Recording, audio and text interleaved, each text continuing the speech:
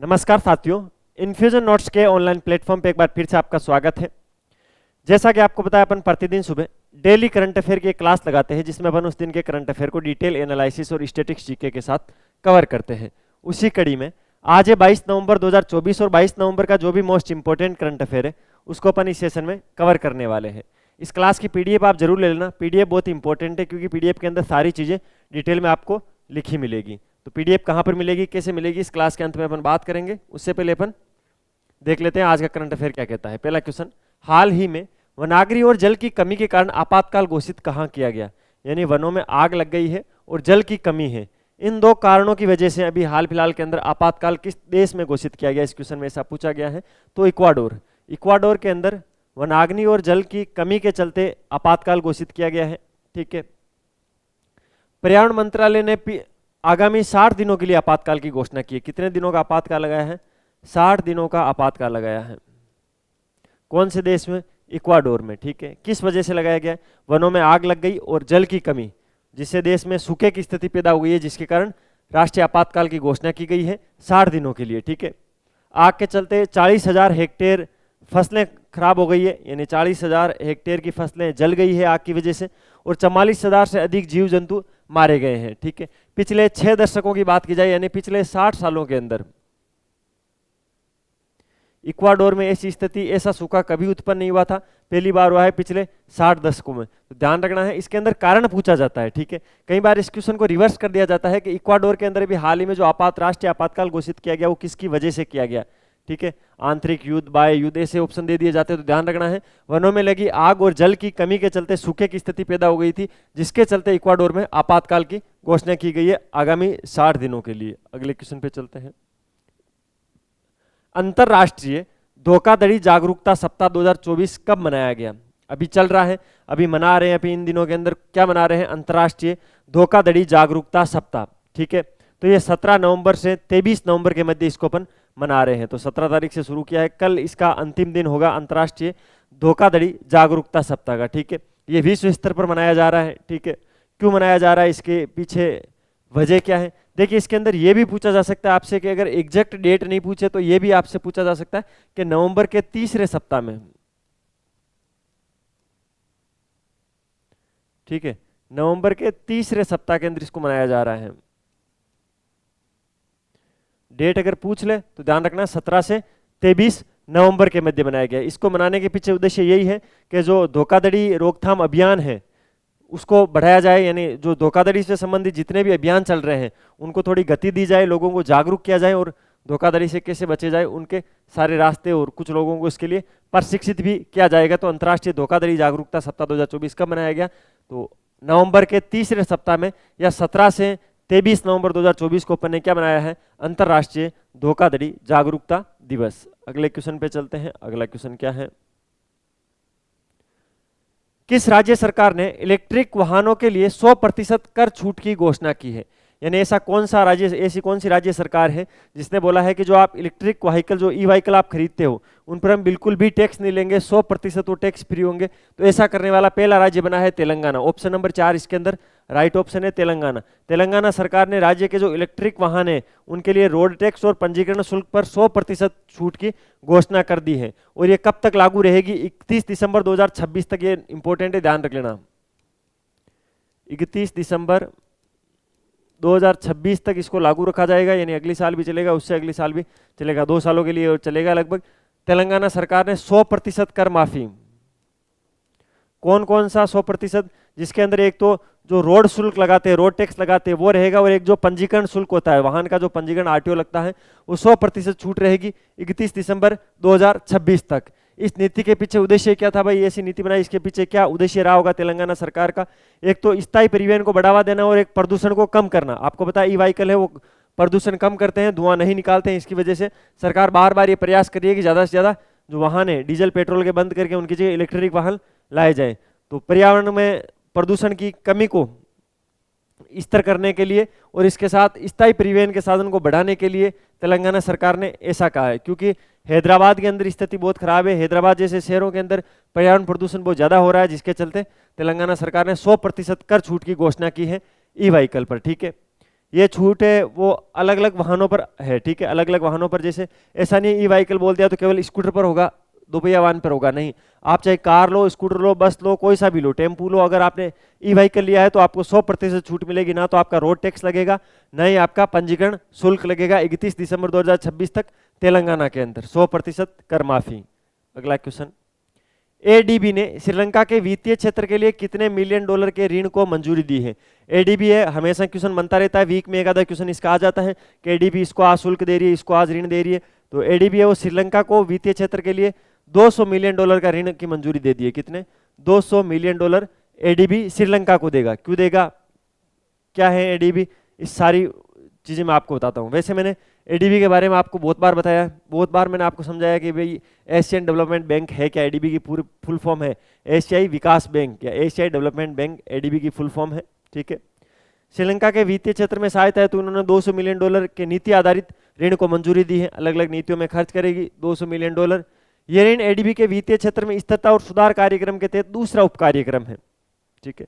ये मैं आपको पता होना चाहिए, एडीबी है वो वित्तीय क्षेत्र में स्थिरता और सुधार कार्यक्रम के लिए अलग अलग कार्यक्रम चला रही है, जिसका ये दूसरा उप कार्यक्रम है, जिसके तहत श्रीलंका को 200 मिलियन डॉलर का वित्त दिया है, ठीक है। इसके पीछे उद्देश्य श्रीलंका की अर्थव्यवस्था को स्थिर करना और वित्तीय संकट का समाधान करना। आपको बताया श्रीलंका के अंदर काफी टाइम से वित्तीय संकट चल रहे हैं, उन वित्तीय संकटों से कैसे उबारा जा सकता है, जिसके लिए भारत भी प्रयास कर रही है। भारत जैसे श्रीलंका के अंदर पर्यटन को बढ़ावा दे रही है, और पिछले कुछ दिनों पहले मैंने आपको पढ़ाया था श्रीलंका के अंदर सबसे अधिक कोई पर्यटक आते तो वो पिछले साल भारतीय रहे थे, ठीक है। इस बार भी पिछले महीने के अंदर, जो पिछला महीना गया था अक्टूबर, उसके अंदर भी श्रीलंका में सबसे ज्यादा घूमने के लिए भारतीय ही गए थे, ठीक है। तो भारत भी इसको सहयोग कर रही है, क्योंकि अभी श्रीलंका के अंदर इकोनॉमिक क्राइसिस आ रखे हैं, ठीक है।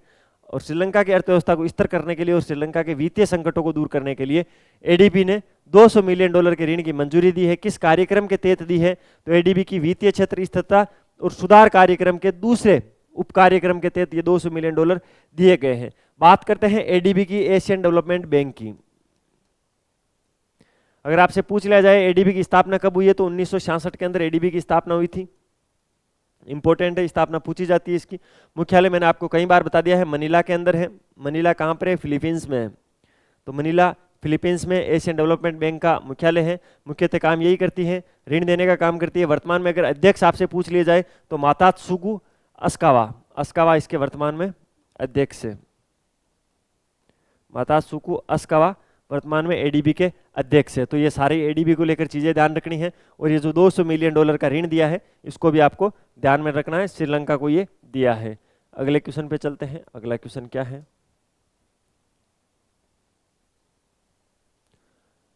आधिकारिक तौर पर अंतरराष्ट्रीय सौर गठबंधन का 104वां सदस्य कौन बन गया है? ठीक है, आधिकारिक तौर पर जो आर्मेनिया है वो अंतरराष्ट्रीय सौर गठबंधन का 104वां सदस्य बन गया है। इंपॉर्टेंट है, ध्यान रखना है।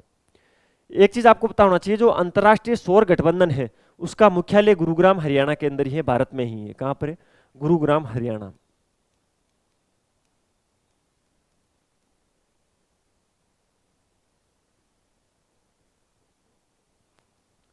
इसलिए क्वेश्चन इंपॉर्टेंट बनता है, ठीक है।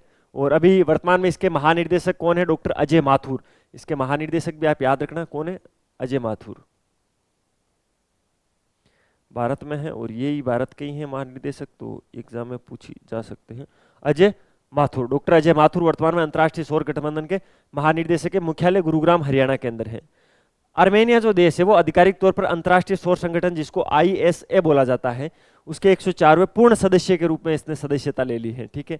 भारत में जो अभी वर्तमान में आर्मेनिया के राजदूत है वेहेगन अफयान, उन्होंने भारतीय विदेश मंत्रालय के जो सचिव है अभिषेक सिंह, उन दोनों के मध्य यह समझौता हुआ था, जिसके तहत 104वें पूर्ण सदस्य के रूप में सदस्यता दी गई है अंतरराष्ट्रीय सौर गठबंधन के अंदर आर्मेनिया को, ठीक है। तो ध्यान रखना है किन किन के मध्य ये फाइनल हुआ था। ये जब फाइनल वाइज इसको सदस्यता दी गई तो किन दो लोगों के मध्य हस्ताक्षर हुए थे?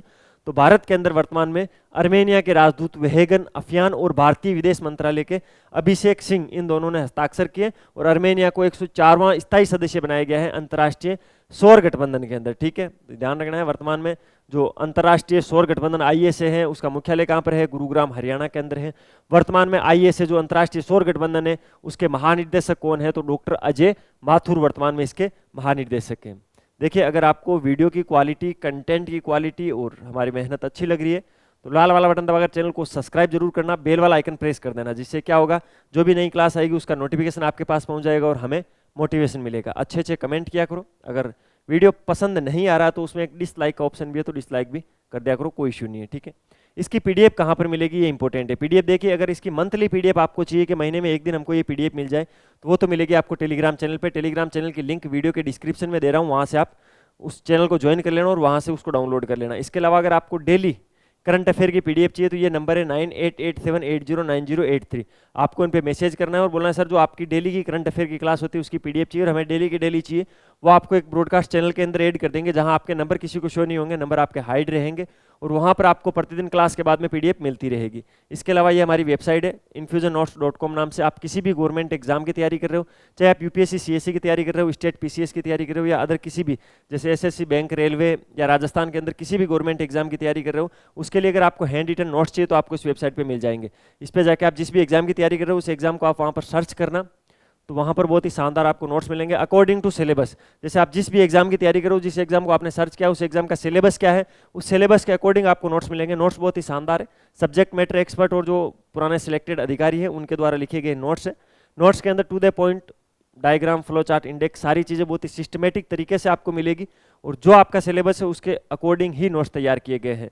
अगर आप वहाँ से नोट्स की सैंपल पीडीएफ भी डाउनलोड कर सकते हो, अगर आप वहाँ से ऑर्डर करना चाहते हो तो ऑर्डर भी कर सकते हो। जैसे ऑर्डर करोगे आपके पास 3 से 4 दिन में आपके घर पे पहुँच जाएंगे, पेमेंट भी आप घर पे आने के बाद कर सकते हो, कोई इशू नहीं है। ये अपना इंस्टाग्राम हैंडल है infusion/notes के नाम से। यहाँ पर अगर कोई भी न्यूज़ आती है एजुकेशन को लेकर तो वो सारी न्यूज़ का अपडेट मिलता है टाइम टू टाइम, और जो भी पुराने क्वेश्चन है जो बार बार रिपीट होते हैं या करंट में ऐसी कोई चीज़ बनती है जो एग्जाम की दृष्टि से बहुत ही इंपॉर्टेंट है तो जो वो यहाँ पर भी मिल जाती है, तो आप इसको जरूर फॉलो कर लेना। अगला क्वेश्चन, उस्ताद बिस्मिल्लाह खान युवा पुरस्कार कितने कलाकारों को मिलेगा? ठीक है, आपको बताया 2022 और 2023 2 सालों के उस्ताद बिस्मिल्लाह खान पुरस्कार पेंडिंग पड़े हैं। तो अभी डॉक्टर गजेंद्र सिंह शेखावत है, केंद्रीय मंत्री है डॉक्टर गजेंद्र सिंह शेखावत, आपको पता है जोधपुर से चुनाव लड़ते हैं बीजेपी के सिंबल से।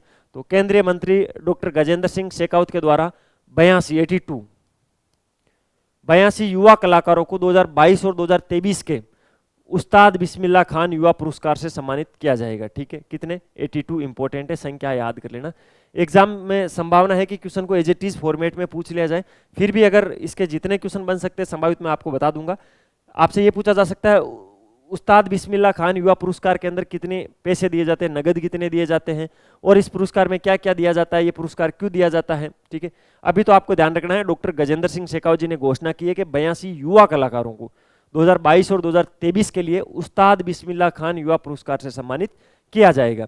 इसके अंदर ये पुरस्कार हो गया जैसे संगीत, नृत्य, नाटक, लोक, आदिवासी कला जैसे कठपुतली कला हो गई, इन सब के अंदर युवा जो प्रतिभाएं हैं, जैसे पुराने लोग तो कर ही रहे हैं, जैसे कठपुतली पुराने लोग तो नचे, लेकिन युवा जो इसके अंदर अच्छा काम कर रहे हैं, संगीत में अच्छा काम कर रहे हैं, नृत्य, नाटक या अन्य किसी भी लोक कला के अंदर अगर कोई युवा अच्छा काम कर रहा है तो उनको यह पुरस्कार दिया जाता है, उस्ताद बिस्मिल्लाह खान युवा पुरस्कार। इसके नाम में भी युवा पुरस्कार है, देखिए उस्ताद बिस्मिल्लाह खान युवा पुरस्कार। इसके अंदर ये संगीत नाटक अकादमी के द्वारा दिया जाता है। किसके द्वारा दिया जाता है ये पुरस्कार? संगीत नाटक अकादमी के द्वारा।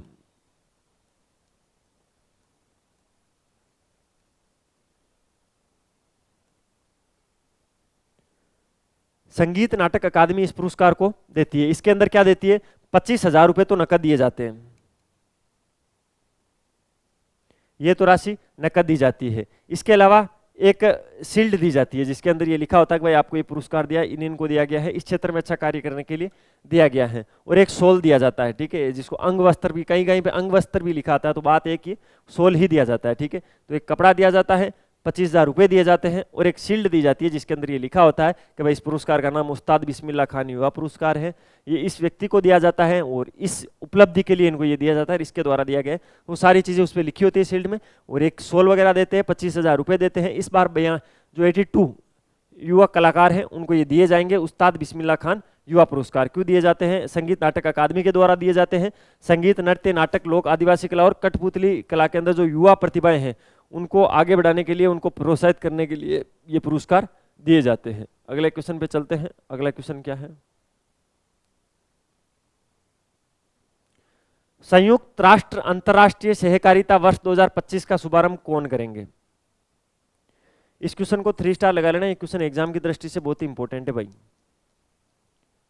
ठीक है, इंपॉर्टेंट क्यों है अभी आपको पता लग जाएगा, जैसे आप थोड़ा इस क्वेश्चन की गहराई में जाओगे तो आपको पता लग जाएगा। संयुक्त राष्ट्र अंतर्राष्ट्रीय सहकारिता वर्ष 2025 है, उसका शुभारंभ नरेंद्र मोदी जी करेंगे। ठीक है, नरेंद्र मोदी कौन है? तो भारत के वर्तमान में प्रधानमंत्री है नरेंद्र मोदी, और वो संयुक्त राष्ट्र अंतर्राष्ट्रीय सहकारिता वर्ष 2025 का शुभारंभ करेंगे। ठीक है, कहां पर करेंगे? नई दिल्ली में करेंगे। बहुत ही इंपॉर्टेंट है, जगह आपसे पूछी जा सकती है ये। नई दिल्ली के अंदर इसका शुभारंभ किया जाएगा। ठीक है, ये अंतर्राष्ट्रीय सहकारिता गठन जो आईसीए है उसका वैश्विक सम्मेलन है। ठीक है, वैश्विक सम्मेलन है, अलग अलग देशों से यहाँ पर लोग पधारेंगे। संयुक्त राष्ट्र अंतर्राष्ट्रीय सहकारिता जो वर्ष है 2025 उसका शुभारंभ इस कार्यक्रम के अंदर किया जाएगा। ठीक है, आईसीए के 130 वर्षों के इतिहास में, आईसीए क्या है मैंने आपको बता दिया है, अंतर्राष्ट्रीय सहकारी गठबंधन है। अंतर्राष्ट्रीय सहकारी गठबंधन का 130 वर्षों का अगर रिकॉर्ड देखा जाए तो उसमें पहली बार भारत के अंदर आम सभा और वैश्विक सहकारी सम्मेलन होने जा रहा है। ठीक है, इसलिए इंपॉर्टेंट है। पिछले 130 वर्षों में आईसीए का फर्स्ट सम्मेलन है जो कि इंडिया में होने जा रहा है,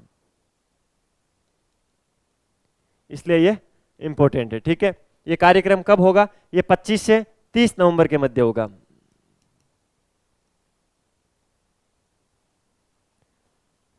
अब इस क्वेश्चन के अंदर इससे बाहर कोई भी क्वेश्चन आने की संभावना नहीं है। प्रधानमंत्री नरेंद्र मोदी जी ने नई दिल्ली में आयोजित होने वाले अंतर्राष्ट्रीय सहकारी गठबंधन जिसको आईसीए बोलते हैं उसके वैश्विक सम्मेलन के अंदर संयुक्त राष्ट्र अंतर्राष्ट्रीय सहकारी वर्ष 2025 का शुभारंभ करेंगे। आईसीए के 130 वर्षों के इतिहास में पहली बार भारत में आम सभा और वैश्विक सहकारी सम्मेलन का आयोजन होने जा रहा है। ये कार्यक्रम कब होगा? 25 और 30 नवंबर को यह कार्यक्रम होगा। अगले क्वेश्चन पे चलते हैं। महिला एशियाई चैंपियनशिप ट्रॉफी किसने जीती है? भाई ये हॉकी के अंदर चैंपियनशिप हुई थी और ये तीसरी बार भारत ने जीती है। कितनी बार? तीसरी बार भारत ने जीती है महिला एशियाई चैंपियन ट्रॉफी। ठीक है, महिला लिखा है तो महिलाओं की हॉकी टीम की है। पूरा मैटर क्या है मैं समझा देता हूं। जो भारतीय महिला हॉकी टीम है उसने बिहार के अंदर जो आयोजित हो रही थी इस बार की जो एशियाई चैंपियनशिप ट्रॉफी कहां पर हो रही थी? बिहार में हो रही थी। ये भी ध्यान रखना भाई। बिहार में जो कल उसका फाइनल मैच हुआ था उसने चीन को 1-0 से हरा दिया है। चीन को फाइनल में हराया है भारत ने। कितने पॉइंट से? 1-0 से।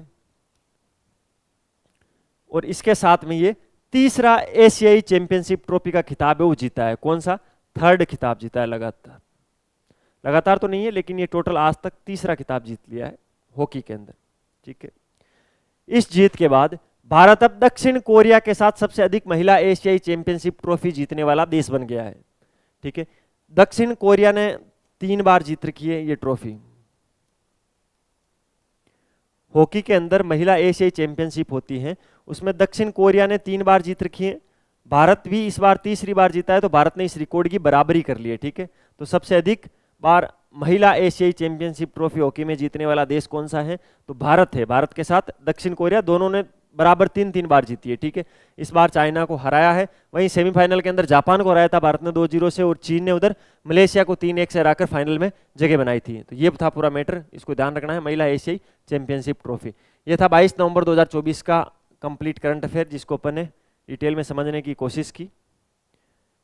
अगर आपको वीडियो की क्वालिटी, कंटेंट की क्वालिटी और हमारी मेहनत अच्छी लग रही है तो फिर वही करना है। जब हर बार जो करते हो आप लाल वाला बटन दबाकर चैनल को सब्सक्राइब करते हो, बेल आइकन प्रेस करते हो, वीडियो को लाइक करते हो, अच्छे अच्छे कमेंट करते हो। इसकी पीडीएफ जरूर लेना, पीडीएफ में सारी चीज़ें आपको डिटेल में लिखी हुई मिल जाएगी। मिलते हैं कल फिर नए सेशन के साथ, तब तक अपनी तैयारी जारी रखो, अपने स्वास्थ्य का ध्यान रखो। टेक केयर, जय हिंद।